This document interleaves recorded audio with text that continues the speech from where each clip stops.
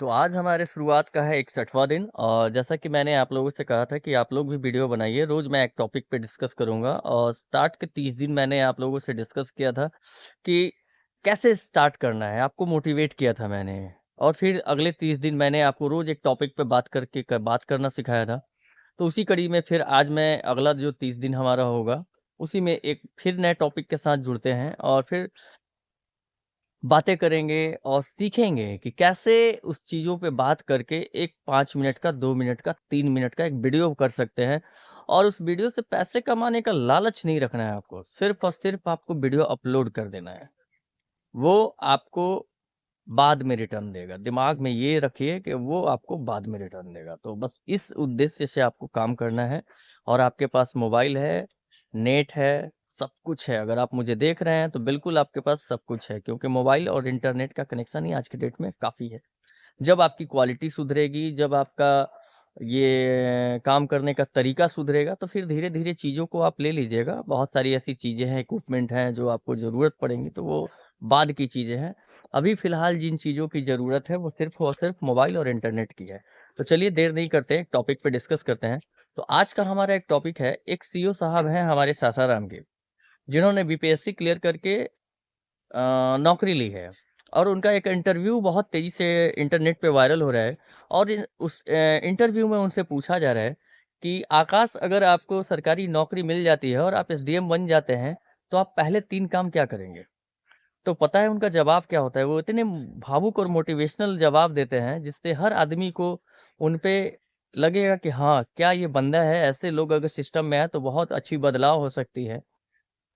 उन्होंने कहा कि एक आम आदमी की जो नीड होती है, रोटी, कपड़ा और मकान, मैं सबसे पहले उन चीज़ों पे काम करूँगा और एक आम आदमी तक वो चीज़ें पहुँचाने की कोशिश करूँगा जिस पहुँच से वो आम आदमी दूर है। तो सोचिए ये जवाब कितना पावरफुल जवाब है कि एक आम आदमी पूरे भारत में वाक़ई रोटी, कपड़ा, मकान के लिए तरसता है और उसी के लिए ज़िंदगी जी जाती है। और वो साहब जो है उनकी पोस्टिंग जो थी वो अभी फ़िलहाल सासाराम में थी और वो घूस लेते हुए पकड़े गए हैं। तो अब आप समझ लीजिए कि जो व्यक्ति अपने इंटरव्यू में इतनी अच्छी बातें कर रहा है, इतना मोटिवेशनल ज्ञान दे रहा है और वही व्यक्ति समाज के जो काम करने के लिए उस कुर्सी पे आसीन होता है, तो उसके बाद वो क्या हो जाता है? ख़ैर वो एसडीएम तो नहीं बने थे लेकिन सीईओ बने थे और सीईओ बनने के बाद वो घूस लेते हुए पकड़े जाते हैं और पकड़ने जाने के बाद आप सोच लीजिए कि उस व्यक्ति के अंदर का क्या रहा होगा, आप समझ सकते हैं?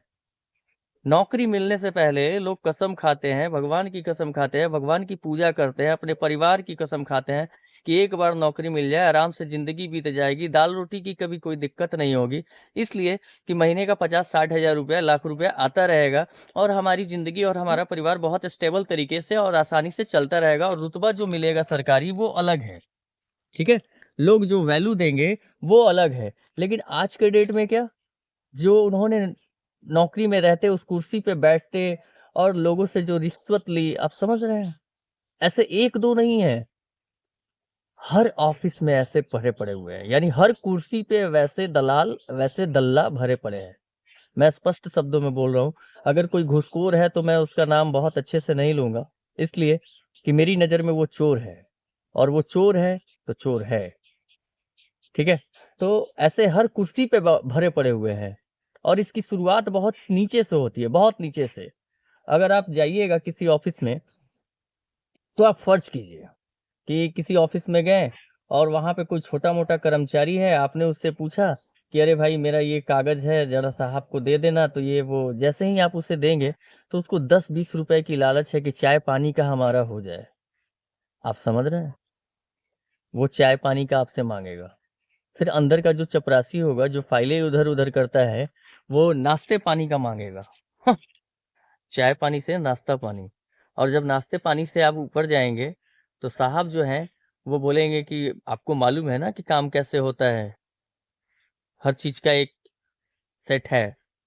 तो उस तरह से करप्शन बढ़ते जाता है और हर जगह पे ये करप्शन है। मैं सिर्फ़ नहीं कहता कि किसी एक डिपार्टमेंट में है, नहीं। जितने भी डिपार्टमेंट हैं, वहाँ सब जगह है और हर जगह पे मुझे ये दिखता है। चाहे वो प्राइवेट सेक्टर भी हो, सरकारी सेक्टर हो, धार्मिक हो, मैं यहाँ तक बोल रहा हूँ धार्मिक में भी कुछ लोग ऐसे बना के रखे हुए हैं।